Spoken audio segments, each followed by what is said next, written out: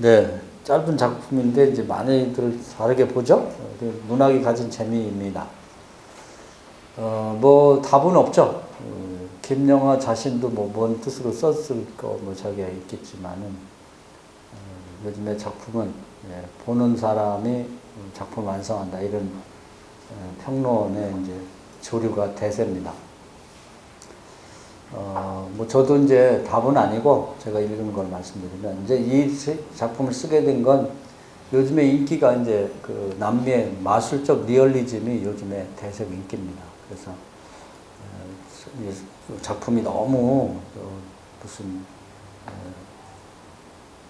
뭐 논문 같이 가다 보니까 인기가 떨어져갖고 유럽에서 작품은 평론가나 이제 대학 교수들이나 좋아하고 일반 대중이 읽기 싫어하죠. 뭔 얘기인지 모르니까 그냥. 그래서 이제 남미의 그 환상적인 세계, 마술적인 세계까지도 리얼한 현실로 받아들이자 해서 그 어떤 영역이 소설적인 영역이 굉장히 커졌죠. 그래서 남미가 모든 그 세계의 소설 대중을 다 이끌어 가버렸습니다. 그러니까 유럽에서 깜짝 놀라가지고 우리도 한번 해보자. 그래서 이제 뭐 신화 같은 걸 뒤져가지고 이제 만들기 시작한 이제 해리포터라든지 반지의 제왕 같은 겁니다. 돈 있으니까 영화를 제작하면서 이제 남미로 가져간 이 그 마술적 리얼리즘의 세계를 이제 영화를 중심으로 다시 유럽으로 가져왔죠. 우리나라도 이제 뒤처질 수 없다. 우리에게도 뭔가 마술적인 그런 소재로 한번 써보자. 이렇게 나온 겁니다. 이게. 근데 이제 흡혈귀는 우리나라하고 잘 안 맞아요, 사실은. 우리나라 흡혈귀가 뭐 신화 같은 게 있는지 잘 모르겠지만. 그렇지. 구미호로 나오면 되는데, 이게 너무 유럽 쪽인 걸 갖다 써가지고 조금 생소하긴 한데, 그럼 이제 흡혈귀라고 하는 게 이 소설은 굉장히 정교하게 씁니다. 뭔가. 사람들이 알아먹지 못해서 그렇지. 근데 제가 어떻게 읽었냐면은, 이 김여인이라는 여자는 이제 한 4명 정도의 사람을 만납니다. 남자를. 우선은 김영하라는 사람을 이제 봐요. 근데 처음 시작부터 하면 평범한 남자를 대학교 때 만납니다. 근데 이제 일반적으로 어디서 만날 수 있는 남자야. 그 남자는 그 남자를 그대로 봤어요. 근데 지루하고 그냥 별 볼 일 없다고 생각했어. 두 번째 남자는 뭐냐면 그 굉장히 그 매력적인 남자를 만나요. 영화를 만들고 그리고 또 운동권이야. 근데 옛날에 우리 그 어떤 시대에 보면 운동권 하면 막 영웅 같고 내가 못한 일 하기 때문에 막 도망다니고 막 숨겨지고 그러면 대단해 보이는 거야. 그 남자 자신보다는 그 사람에 대한 가상적인 것이 생겨요. 그 사람에 대해서. 요게 이제 흡혈입니다. 그게. 그래서 그 남자에게 그 자신의 피를 또 생명을 시간이나 모든 걸 정신을 뺏기는 게 아니라 두 번째 만난 남자가 가지고 있는 가상의 그 남자의 형태. 없는 건데 있는 것처럼 보이는 게 있어요. 요 매력에 그만 흠뻑 빠지는데 이놈이 싹 단물 빼먹고 도망가죠. 프랑스 유학한다고. 그 다음에 세 번째 만난 남자는 뭐냐면 시나리오 작가예요. 근데 이 사람은 그 매력에 또 빠졌는데 뭐 평론가다 시인이다 시나리오 작가인데 그 사람 자신을 보기보다 그 작품에 나와 있는 흡혈귀를 보면서 그 남자가 아니라 흡혈귀를 보는 거예요. 가상의 또 다른 인물을 보는 거죠. 그리고 그 사람한테 자기의 모든 생명까지 다 뺏기고 뭐 이혼해야 되겠다, 뭐 자살해야겠다는 정도까지 그렇게 빠져버립니다. 그리고 또 하나는 뭐냐면 이제 그 답을 내려고 이제 혹시 우리나라는 그게 나는 약점이라고 생각하는데 노파심에서 답을 어디다 숨겨놔. 그게 뭐냐면 자기가 나를 자살을 파괴할 권리가 있다는 작품을 썼는데 거기 나온 화자가 자살한 사람을 상담을 해주는데 사람들이 그 작품을 읽고는 그 화자가 자기로 착각을 한다는 거야. 이제 거기에 이제 답을 얘기하려고 하는 겁니다. 그런 얘기는 안 해도 되는데 그래가지고 이 김영하를 갖다가 자살 상담자로 바라보는 거예요. 우리 김영하를 보는 게 아니라 작품 속에 나온 자살 화자를 김영하로 생각하는 거죠. 근데 그게 흡혈귀입니다, 그게. 거기에 뺏기는 거예요. 그 사람으로 보는 거예요. 김영하는 아니라고 해도 전화로 하고, 그런 다음에 편지를 보내고, 이렇게 하는 거죠.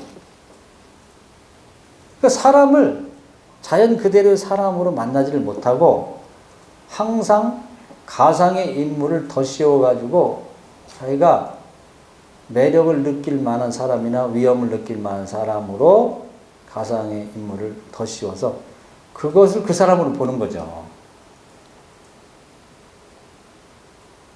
김영하를 김영하로 보는 게 아니라 작품을 쓴 그 사람 나오는 화자로 보는 거예요. 자살 상담자로. 그게 흡혈이라는 게 사실은 없는 건데 있는 걸로 생각하는 것처럼 거기에 자기의 정신과 또 생명과 시간과 모든 게 다 뺏긴다는 거죠. 거기에서 자기를 파괴하기도 하고 자기가 이혼도 하게 되고 자살을 꿈꾸게 된다는 거죠. 그런 흡혈귀가 모든 사람들에게 있을 수 있다는 겁니다. 그럼 맨 마지막에 김영하는 이 여자를 흡혈귀로 생각하는 게 김영하 이 여자를 만나본 일이 없습니다. 그 여자가 보낸 편지와 전화를 듣고 이 여자를 나름대로 상상해서 갖고 있는 거예요. 이해가 되시죠? 그게 흡혈귀라는 거예요. 예를 들면 이제 보편성을 이제 찾아봅시다. 거기까지 작품 얘기해놓고 교인들이 목사들에게 피를 빨리게 될 때 어떤 현상이 벌어지냐면 목사를 안 봐요. 사람으로 화장실도 안 가고 그 다음에 천사로 생각합니다. 그때 이제 그 목사가 하는 얘기에 무슨 얘기든지 동의를 합니다. 그러면서 영혼까지 뺏기는 거예요. 연예인도 마찬가지입니다. 연예인도 그냥 그 사람으로 보는 게 아니에요. 그 아우라와 함께 종류가 다른, 또 다른 사람으로 생각하는 거예요. 사실 아무것도 아닌데. 그래서 이제 그렇게 될 때 그 영혼까지 그 연예인한테 다 뺏기게 됩니다. 그리고 연예인이 뭐라고 하면 죽으라면 죽기까지 하는 거예요. 그 자연인으로서 그 사람 만나지 못하고. 근데 반대로 얘기를 하면 목사가 흡혈귀가 될 때가 있습니다. 왜냐하면 지금 여기 계신 목사님들은 그냥 자연인으로서 가장 보기 좋은 목사님인데 여기 목사님들이 어떻게 하다가 이제 벼락처럼 한 10,000명 모이는 교회 목사가 되면 흡혈귀가 됩니다. 자기를 다른 사람하고 다르게 생각해요. 자기 스스로. 자기를 신격화합니다.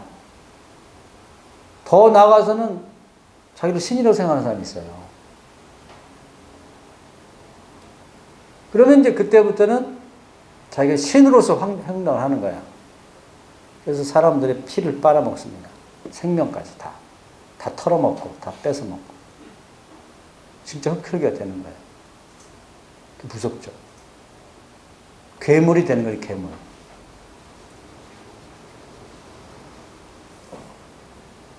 그래서 지금 이렇게 가서 공부하고, 가서 집에 가서 또 낮잠 한숨 자고, 그걸 감사하게 생각하세요. 지금은 여러분 보고 누가 피를 빨릴 사람도 없고, 지금 우리 목사님들 형태는 김희연이 첫 번째 만난 남자나 똑같아. 별 매력도 없고, 뭐. 보통 어디서나 만날 수 있는 목사님들? 그게 제일 좋은 거예요, 알고 보면. 근데 거기서 넘어갈 때부터 가상의 인물이 더 씌워집니다. 그 가상의 인물, 그것이 흡혈이 없는 데 있는 것처럼 본 것에 의해서 자기 영혼까지 다 뺏기고 털린다 그 말이죠. 그것이 문제가 된다는 겁니다. 근데 그게 어느 사연에 있는 거예요. 예를 들면은 그 요즘에 말이 많고 탈이 많은 그 대한항공 한진그룹의 딸하고 그 마누라 흡혈귀입니다. 자기를 자연으로 자기를 생각하지 않아요.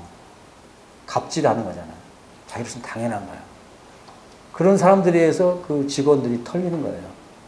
영혼이 뺏기. 괴물이죠, 괴물. 그 여자 소리 지르는 거 봤어요? 보통 사람이 하는 짓이 아니고 마치 마귀가 하는 것 같아요.